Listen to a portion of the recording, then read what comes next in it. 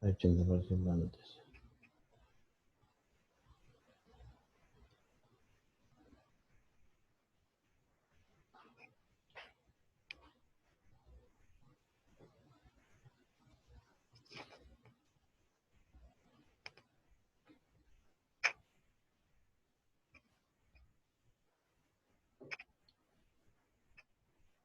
Buenas tardes. ¿Me escuchan? Parece que el micrófono no anda. Espera, vamos a preguntarle por el chat.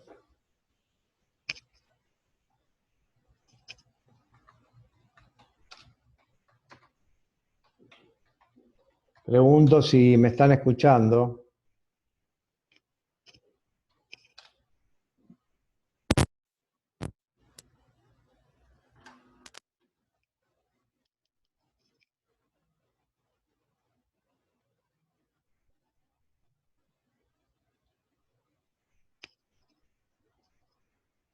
Hola.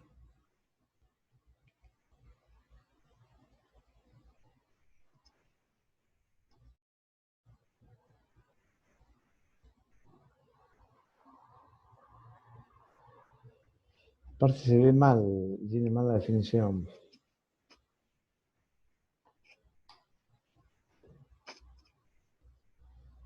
Sí, además no sé por qué no entran, no hay nadie en el chat. Sí, pero ves que no conectan. Es como si hubiera dos reuniones distintas.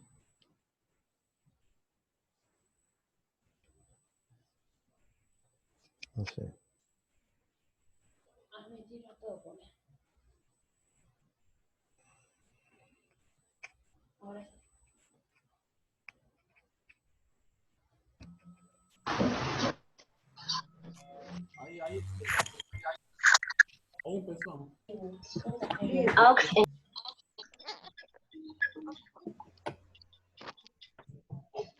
Buenas tardes.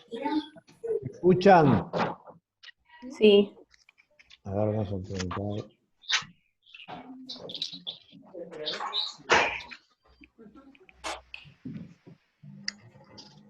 Bueno, ¿cómo andan? Perfecto. Bueno. Ok, bueno. Bueno, me alegro de que estemos de nuevo conectados. Ahí les información explicando que tuvimos que cambiar nuestra expectativa de hacerlo vía YouTube porque tuvimos un problema técnico. El problema es que cuando hay un problema técnico hoy no hay cómo, digamos, resolverlo. Mi idea es que terminemos haciendo estas actividades por YouTube, que va a ser un sistema un poco más simple. Ahí lo que me están pidiendo algunos es que les pida que apaguen los micrófonos, porque si no hay interferencia entre ustedes. Que silencien todos los respectivos micrófonos y bueno, cualquier duda me la preguntan por acá. Bueno, les hago una primera pregunta. ¿Pudieron ingresar al aula virtual, a la sección de los teóricos A, todos o al revés? ¿Hay alguno que no pudo? Ok, bueno. Bien. Yo no sé, ok, perfecto. Yo no sé si hay un problema.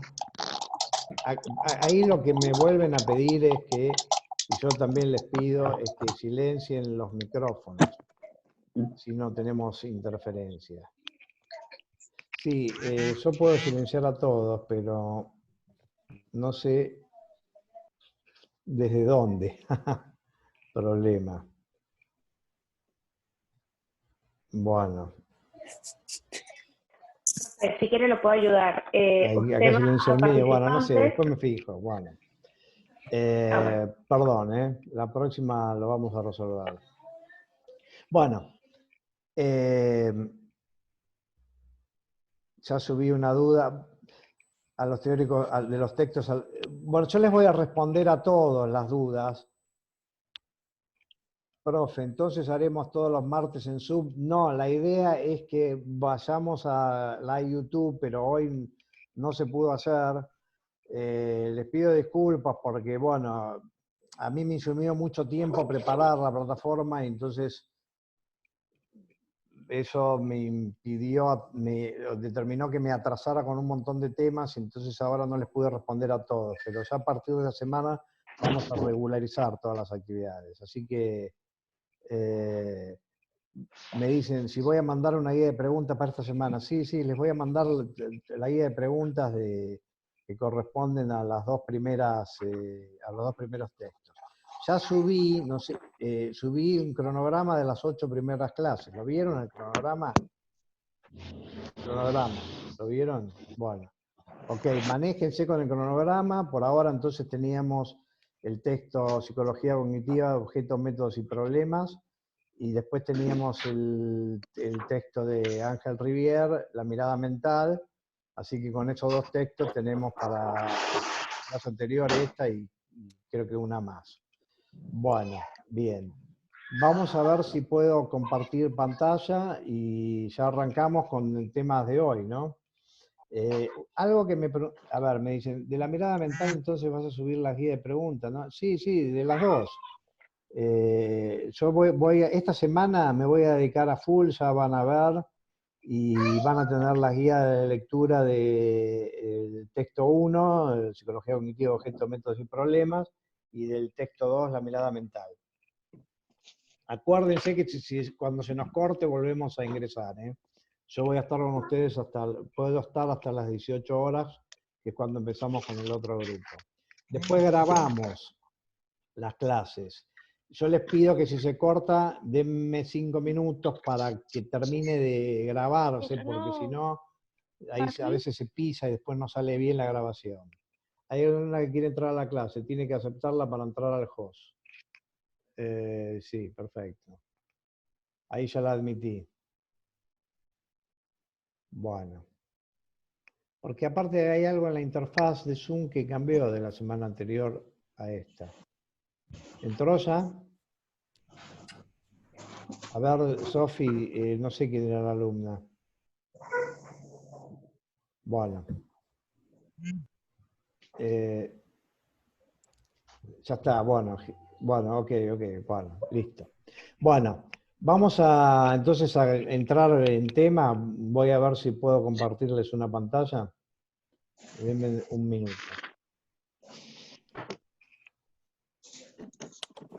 Bueno.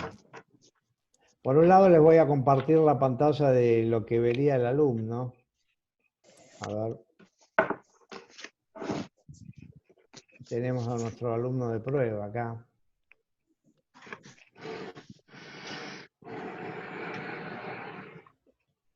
Bueno, primero voy a empezar a compartiendo esa pantalla.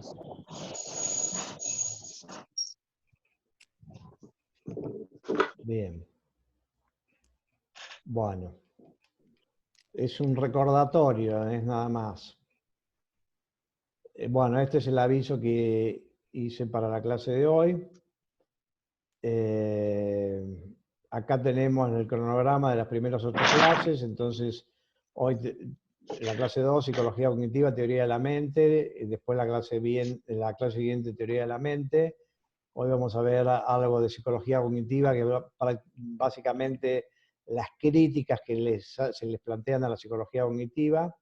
Y después, bueno, tienen links a una serie de videos. Estos son los links a los videos de YouTube donde están todos los comentarios. Ahí hay mensajes que yo no respondí, pero ya les voy a responder. Y bueno, después yo voy a trabajar con un PowerPoint hoy que está acá, Introducción a la Psicología Cognitiva. y lean para la clase que viene, además de lo de Rivière, la mirada mental, este PowerPoint sobre teoría de la mente, porque vamos a trabajar, espero que nos resulte de alguna utilidad. Bueno, ahora voy a ver si podemos compartir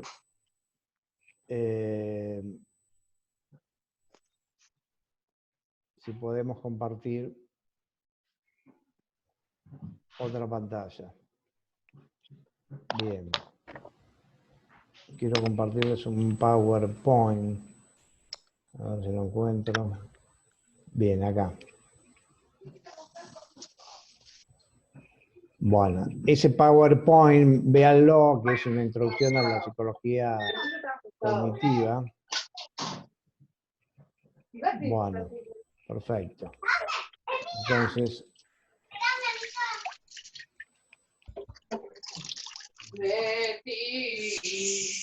claro, hay algunos alumnos se están incorporando ahora, porque yo lo configuré distinto. Bueno, esto lo habíamos visto la semana anterior, entonces vamos a seguir pasando.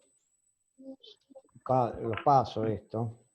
Esto de los presupuestos no le vamos a dar importancia, no va a haber preguntas sobre presupuesto mentalista, computacional, restrictivo y funcionalista.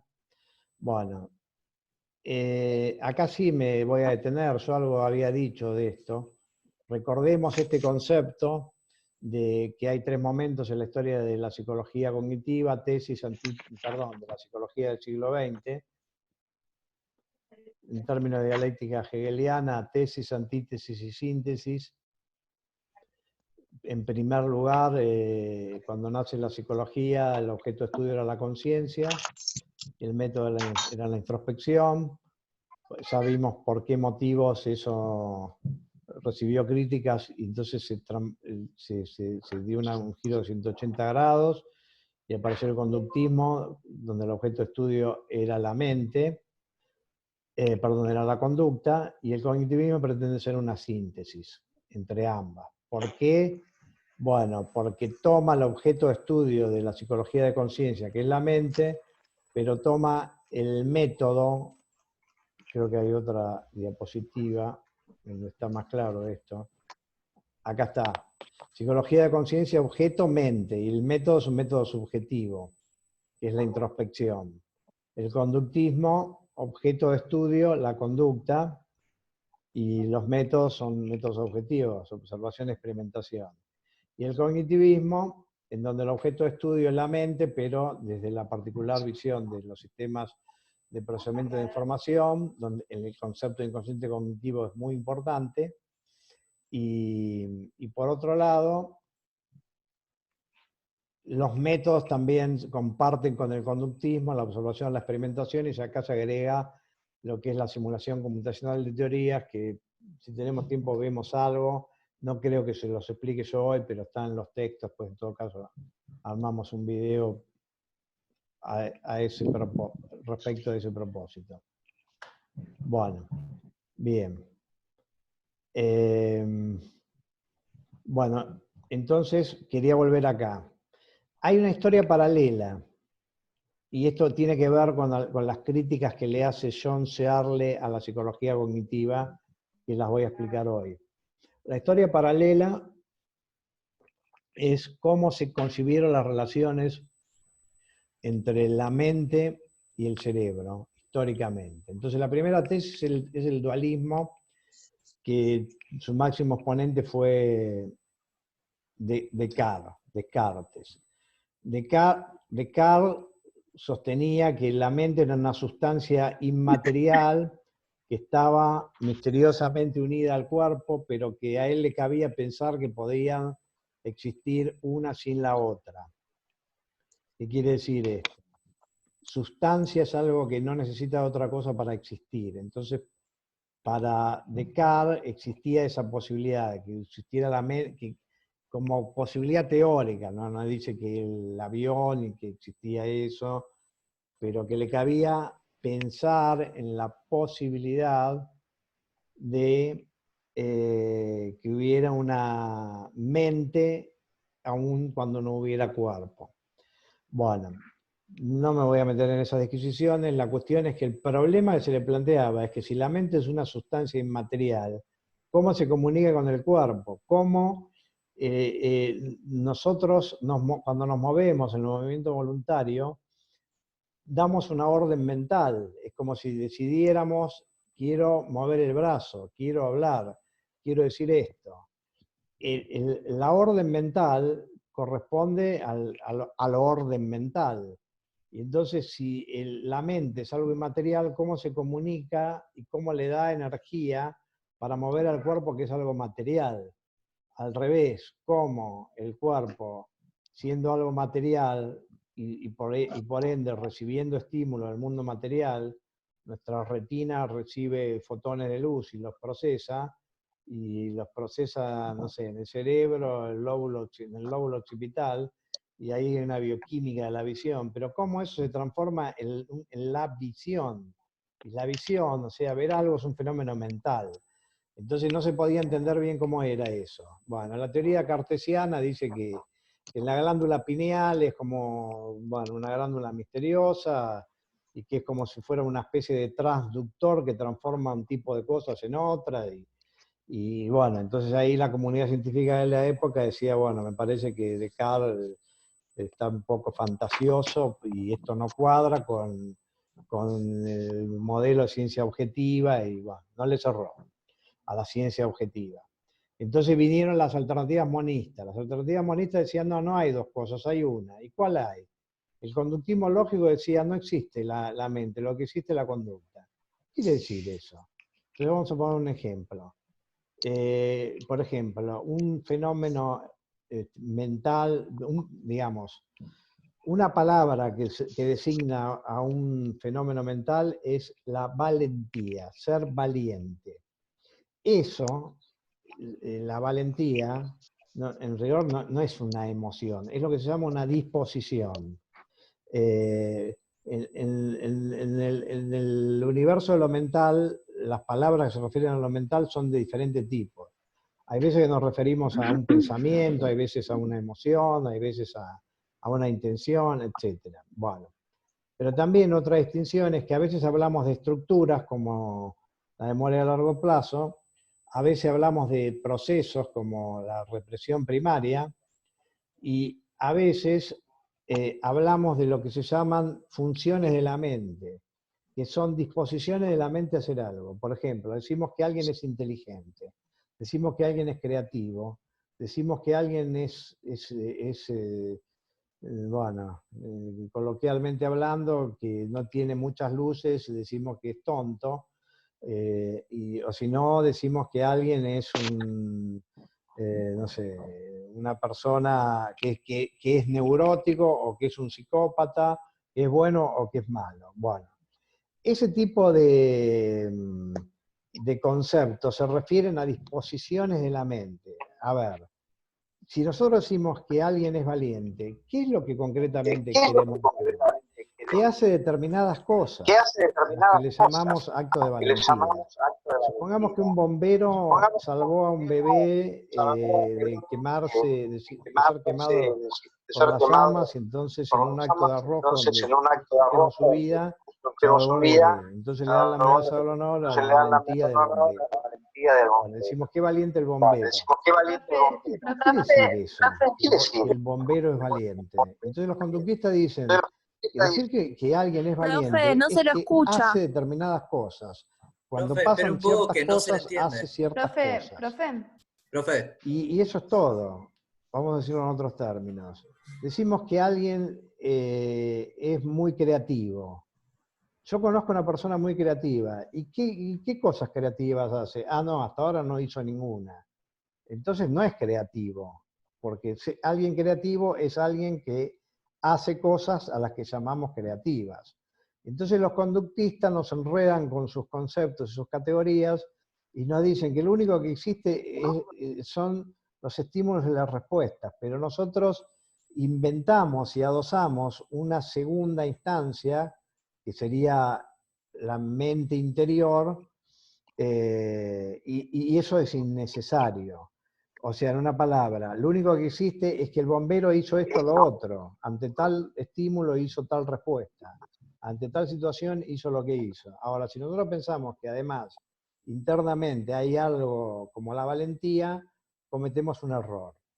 Bueno, por supuesto no todos están de acuerdo, porque uno dice, bueno, no es lo mismo que lo hizo porque es un inconsciente, porque no le funciona el mecanismo del miedo, porque no le funciona el centro que procesa el miedo, o porque tenía miedo y se sobre... Bueno, eso es la mirada mental, pero acá no estamos en la mirada mental, estamos en que la antítesis al dualismo dice, una es que hay una sola cosa y que es la conducta. Otra antítesis es, no, hay una sola cosa y es el cerebro. ¿Qué quiere decir eso? No, que las alegrías, las tristezas y las valentías y todo eso no son más que maneras impropias de referirse al cerebro. Pero no es que dicen, en realidad son eventos mentales causados por el cerebro. No, lo que dicen es que en realidad hablamos de tristezas y alegrías porque, bueno, es una manera precientífica de hablar. Pero que en rigor lo único que cuenta es el cerebro. No me voy a meter en esos líos porque no voy a poder salir. Ahora, el funcionalismo pretende ser una síntesis entre ambas cosas, porque ¿cuál era el problema? El problema era que si había dos cosas, no se sabe cómo se relacionaban. Y si había una cosa, parecía que dejaba fuera otra que también era importante. Entonces el funcionalismo lo piensa de esta manera, dice, en una computadora, en realidad una computadora es una cosa, pero sin embargo la podemos entender en dos niveles. Eso yo lo expliqué, eso se llama el dualismo funcionalista. Lo vuelvo a ver si me puedo ir un poco más para adelante. Yo lo había explicado la semana pasada, vuelvo acá.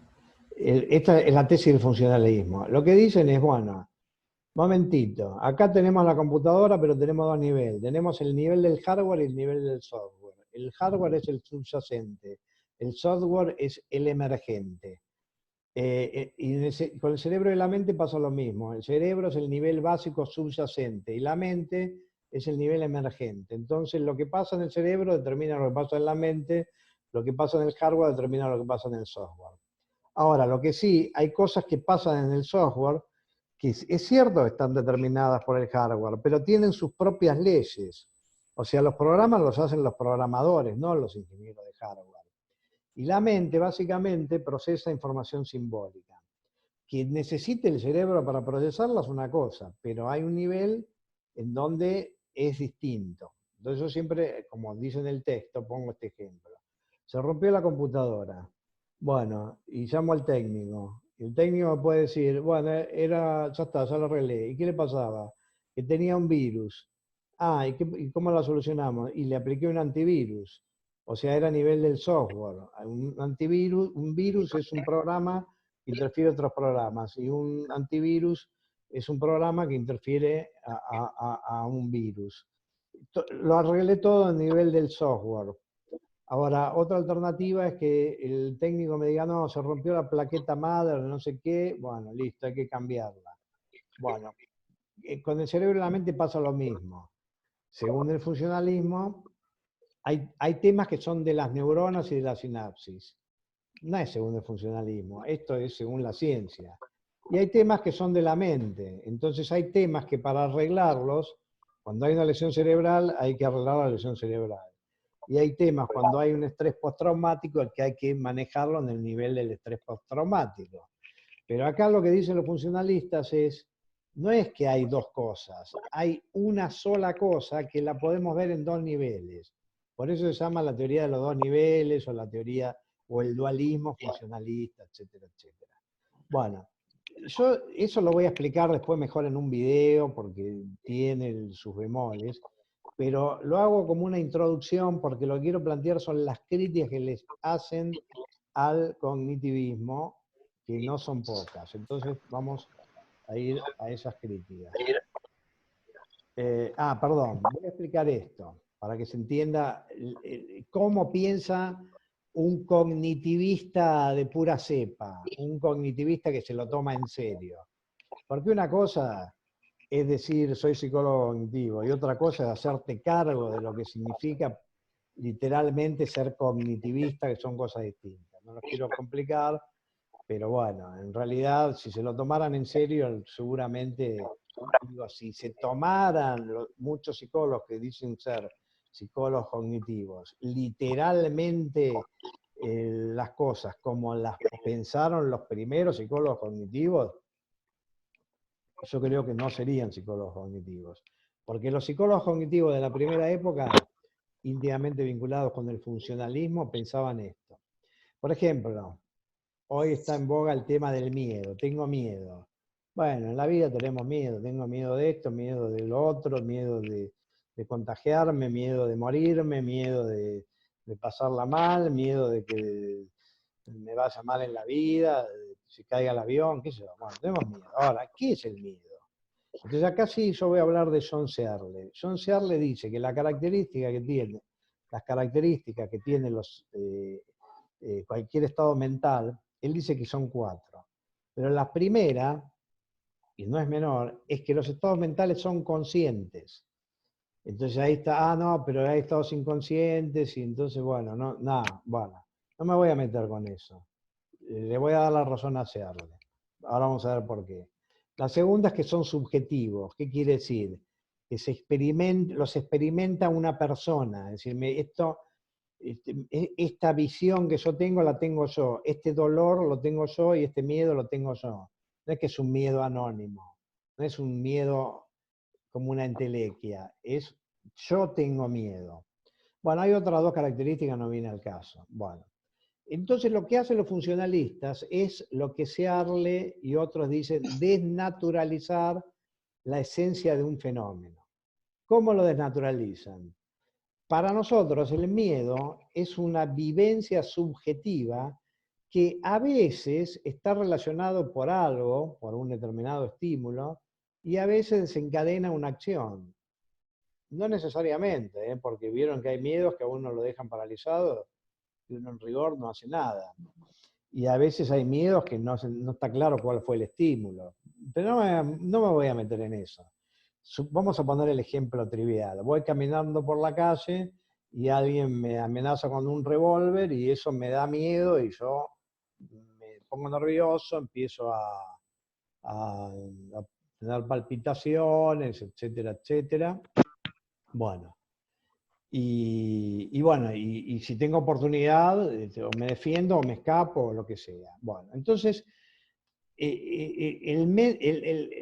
cualquier psicólogo preteórico, anterior a estudiar ninguna de estas cosas raras, vamos a decirlo en términos de Searle, diría, el miedo es eso. Es decir, desde el punto de vista preteórico, es una vivencia consciente y subjetiva. Ahora los funcionalistas dicen, no, no es eso. ¿Y qué es? En realidad es el estado informacional de un sistema. ¿Y qué me querés decir con eso? Dice, bueno, en realidad el miedo es un estado que vamos a llamar X. La palabra miedo se refiere a un estado X, que se caracteriza por su relación con otros estados internos del sistema y con otros estados conductuales. O sea que es una X que se relaciona con una Z, una W, una A y una H. Entonces fíjense que yo acá en este cuadrito lo que puse es, tengo el estímulo, tengo CF es el comportamiento de fuga, CA es categorizar algo como amenazante y PF es programar una fuga. Entonces el miedo para un funcionalista es un estado informacional X tal que se da cuando existe un estímulo que es categorizado como amenazante, que genera un programa de fuga y la conducta de fuga que es salgo corriendo. Bueno, ¿cuál es el ilusionismo al que nos somete el funcionalismo? Es que, para un poquito, el miedo es algo que uno siente y vos me decís que no. Y al punto que es verdad que te dice que no, que te dice que un robot, si hace eso, es que tiene miedo. O sea, que uno puede programar un robot para que se comporte como si tuviera miedo, porque ante cierto tipo de estímulos, como personas que sacan un arma, No, el es Zoom. robot, no sé, daría algunas señales, como que se le paran los pelos robóticos, estoy inventando, por supuesto, y huye, porque es un robot que no le gusta tener conflictos con las personas. Bueno, eso es raro. Entonces, ¿para quién es raro? Para John Searle. Bueno, entonces ahora vamos a ver las críticas. Aclarado eso, vamos a ver las críticas. Primera crítica, nos quedan 10 minutos, después volvemos a conectar. Primera crítica, esta es muy fácil, muy simple, la de Brunner. Brunner es uno de los fundadores de la psicología cognitiva, pero como eso, los fundadores de la psicología cognitiva pretendían haber hecho una revolución cognitiva.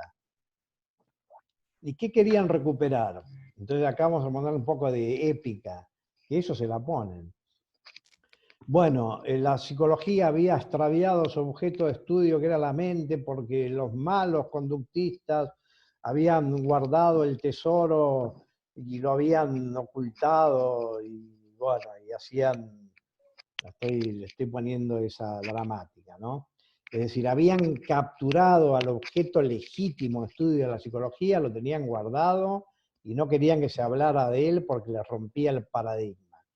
Entonces nosotros que somos los héroes de esta, digamos, batalla de la ciencia universal, vamos a ir a enfrentar a los conductistas para demostrarles que están equivocados y nuestras armas son la teoría del procesamiento de información y el funcionalismo y bla, bla, bla. Y entonces tuvieron éxito y rompieron el paradigma conductista y surgió lo que llamó la nueva revolución de la mente, que es entender a la mente como sistema de cómputo, bla, bla, bla. Bueno, Brunner dice, eso estaba bien, pero yo después me desilusioné, porque nosotros queríamos recuperar a la mente como objeto de estudio legítimo de la psicología. Pero al final terminamos naufragando en el mundo, en el mar de las computaciones. En lugar de hablar de significados, de sentidos, de la vida, terminamos hablando del input y del output, del procesamiento de no sé qué. Hay algo que está mal. Entonces Brunner hace estas dos críticas. Dice, nos olvidamos primero de que el ser humano vive en relación con otros seres humanos. Es decir, lo vimos como si fuera, no sé, una entidad que se conecta con un mundo material de cosas, pero no donde hay otros seres humanos.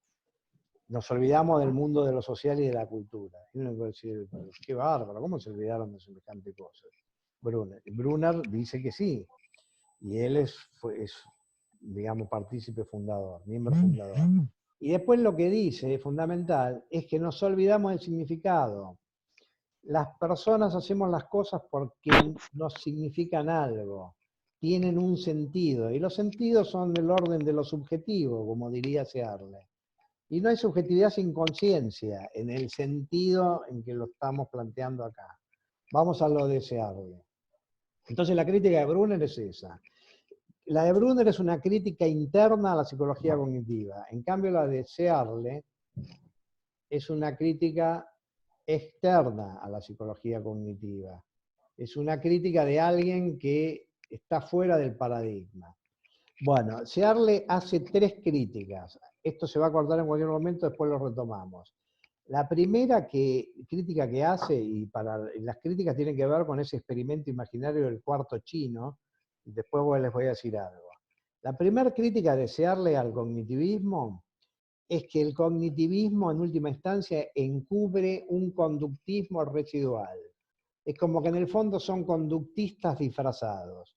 Searle dice, ustedes que dicen que superaron el conductismo, todavía piensan conductistamente. Vamos a ver por qué dice eso. La segunda es, ustedes querían superar al dualismo porque el dualismo cartesiano no sé qué les traía problemas. Bueno, ustedes son dualistas residuales. Sin darse cuenta son tan dualistas como era dualista Descartes, o peor. Y la tercera crítica es que ustedes me están haciendo trampa, porque me están inventando que además de la mente consciente y el cerebro, hay otra mente que es la mente computacional, que es media entre el cerebro y la mente consciente. Y eso es, utilizo una palabra propia de mi época, eso es una engaña pichanga, es una prestidigitación intelectual, me están vendiendo liebre por gato. Entonces voy a empezar por la última porque lo tengo acá en pantalla. se suele decir que la mente consciente es lo que se llama la mente fenomenológica. Fenomenología es una rama de la filosofía que se ocupa de las cosas tal como se nos aparecen. Entonces, desde el punto de vista fenomenológico, todo lo que experimentamos, nuestras vivencias, nuestros dolores, nuestras tristezas, nuestros pensamientos, todo eso es la mente fenomenológica. Lo que nos pasa en la vida, bueno, es lo que nos pasa. La palabra más clara es la vivencia. Bueno, ahora los cognitivistas dicen, además de esa mente hay otra, que es la computacional. Y esa no es consciente. ¿Y qué es eso? Y bueno, es toda la que sería la maquinaria mental que permite a la mente fenomenológica que le pase lo que le pase. Es parecido en términos analógicos, a la relación que hay entre lo inconsciente y la conciencia para Freud. Entonces la conciencia es algo que está determinado por lo inconsciente. La mente fenomenológica está determinada por el conjunto de las computaciones, bla, bla, bla, del inconsciente cognitivo. Bueno, la psicología cognitiva cree en eso. Y si vos lo apurás un poco, ustedes lo apuran un poco a un psicólogo cognitivo de la primera época, resulta que lo que va a decir es que la verdad que yo lo que quiero estudiar es la mente computacional inconsciente. ¿Y que la consciente no te interesa? No, a mí lo que me interesa son los mecanismos. Bueno, no sé, dicen eso. Después cuando trabajan, no sé si lo piensan igual, pero lo dicen.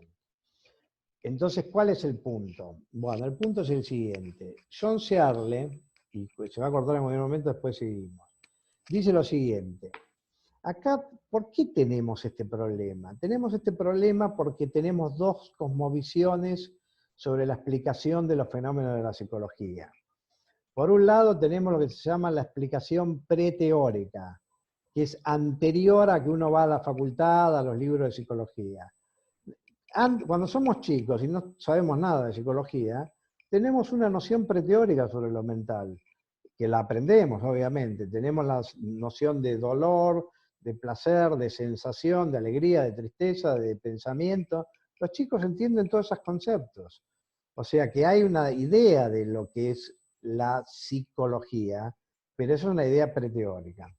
Después tenemos la versión de la ciencia, inclusive diríamos la neurociencia, que dice que, bueno, que al final todo lo que pasa, pasa en el cerebro. Es como cuando Mirta Legrand le pregunta al doctor Facundo Manes, pero dígame, doctor, el amor, ¿dónde está? ¿Está en el corazón o está en el cerebro?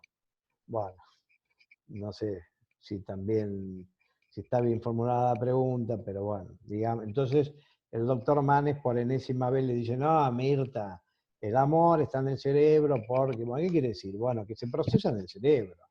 Bueno, quiere decir exactamente eso. Entonces, acá tenemos este problema.